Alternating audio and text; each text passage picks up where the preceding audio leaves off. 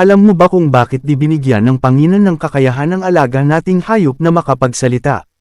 Ang sagot ay, ito ay para ipaalam o ituro sa atin na ang pagmamahal at katapatan ay ipinapakita sa pamamagitan ng kilos at hindi salita lamang. Alam mo ba kung bakit di binigyan ng Panginoon ng kakayahan ng alaga nating hayop na makapagsalita? Ang sagot ay, ito ay para ipaalam o ituro sa atin na ang pagmamahal at katapatan ay ipinapakita sa pamamagitan ng kilos at hindi salita lamang. Alam mo ba kung bakit di binigyan ng Panginoon ng kakayahan ng alaga nating hayop na makapagsalita? Ang sagot ay, ito ay para ipaalam o ituro sa atin na ang pagmamahal at katapatan ay ipinapakita sa pamamagitan ng kilos at hindi salita lamang. Alam mo ba kung bakit di binigyan ng Panginoon ng kakayahan ng alaga nating hayop na makapagsalita?